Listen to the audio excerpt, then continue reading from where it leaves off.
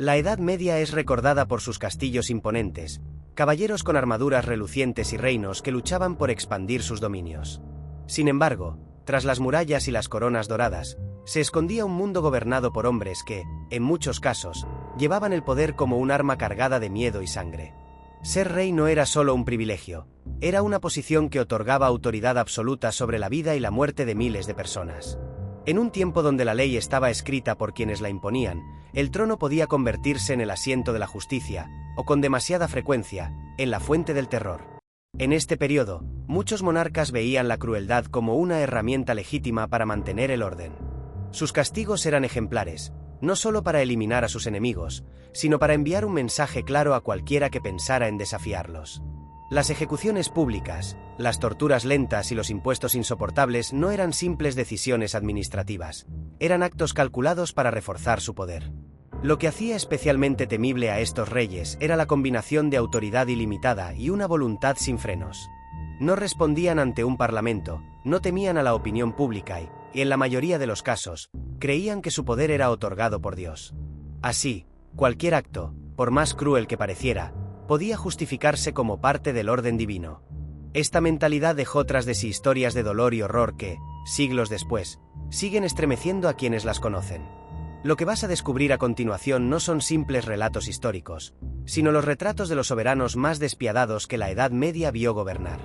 En la Edad Media, el terror no era una consecuencia colateral del poder, sino una estrategia calculada para conservarlo.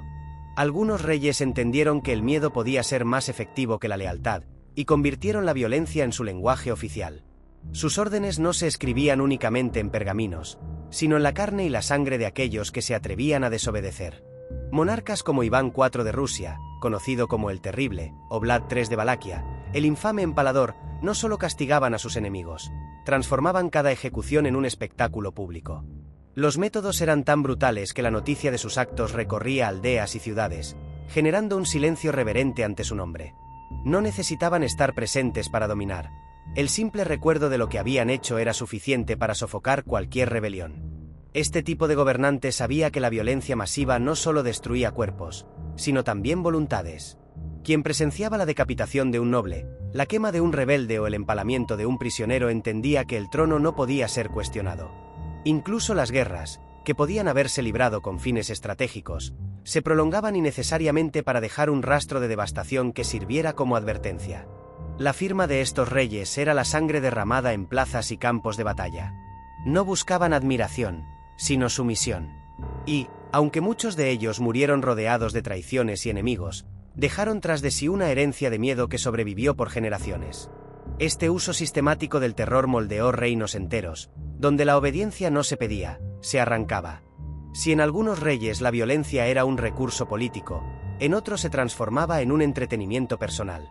Estos monarcas no necesitaban un motivo legítimo para castigar, encontraban satisfacción en el sufrimiento ajeno y convertían la tortura en un espectáculo privado o público. La crueldad, en sus manos, dejaba de ser una herramienta de control para convertirse en un pasatiempo. Crónicas antiguas relatan a ciertos soberanos que asistían con entusiasmo a ejecuciones, ordenando prolongar el dolor del condenado solo para disfrutar de su agonía. Algunos inventaban métodos inéditos para matar, diseñados no solo para acabar con la vida, sino para arrancarla lentamente, asegurándose de que cada grito se prolongara el mayor tiempo posible. Este tipo de actos no eran secretos. Al contrario, se exhibían como prueba de que el rey estaba por encima de toda moral y empatía humanas. En cortes así, el poder era un teatro macabro. Las cenas podían interrumpirse para que el monarca presenciara la mutilación de un prisionero, y las celebraciones podían incluir combates a muerte entre cautivos o animales salvajes. La sangre y el dolor se integraban a la vida cotidiana del palacio, normalizando la violencia hasta que nadie la cuestionaba. Lo más perturbador era la aparente indiferencia hacia la condición humana. Para estos reyes, las personas eran piezas reemplazables, útiles únicamente como soldados, sirvientes o víctimas. La frontera entre la justicia y el sadismo desaparecía, dejando al pueblo atrapado bajo el mandato de un soberano que no distinguía entre gobernar y torturar. Y aunque su reinado pudiera acabar, la memoria de sus atrocidades quedaba grabada como una advertencia de lo que ocurre cuando el poder cae en manos de un sádico.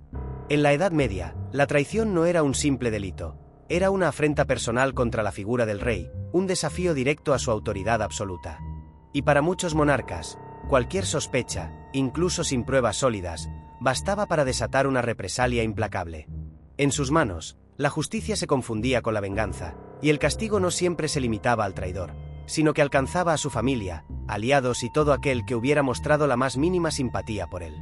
Algunos reyes, consumidos por la paranoia, vivían rodeados de intrigas y sospechas. Consejeros que ayer eran hombres de confianza podían, al día siguiente, ser acusados de conspirar contra la corona.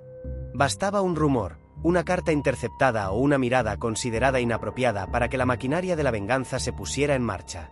Las ejecuciones por traición rara vez eran rápidas. El castigo debía ser ejemplar, un acto público que sirviera de advertencia para todos los que contemplaran siquiera la idea de conspirar. En este clima, la corte se convertía en un tablero mortal donde cada palabra podía sellar el destino de quien la pronunciara. Nobles que antes se sentían seguros veían sus tierras confiscadas, sus títulos anulados y sus familias condenadas al exilio o a la miseria. La traición, real o inventada, era una poderosa excusa para eliminar rivales políticos y reforzar la autoridad del trono. La crueldad en estos ajustes de cuentas no solo provenía del deseo de castigar, sino de humillar al traidor incluso después de muerto, negándole sepultura digna o exponiendo sus restos como advertencia. Así, los reyes más despiadados no solo destruían a sus enemigos, se aseguraban de borrar su memoria y su linaje, dejando claro que la traición tenía un precio que pocos estarían dispuestos a pagar. El paso de estos reyes por la historia no se mide por leyes sabías ni por gestas heroicas, sino por el eco de los gritos que dejaron tras de sí. Sus nombres, inscritos en crónicas y leyendas, no evocan respeto, sino un temor que atraviesa siglos. Gobernaron como si la corona les hubiera concedido el derecho divino a decidir quién merecía vivir y quién debía morir, como si la vida de sus súbditos fuera apenas una moneda de cambio para mantener su trono. El poder absoluto, cuando se ejerce sin límites ni contrapesos, se convierte en un arma peligrosa.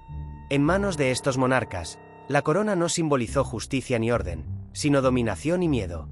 Y aunque algunos lograron expandir sus reinos o acumular riquezas incalculables, su verdadero legado fue una estela de dolor que ninguna victoria militar pudo justificar.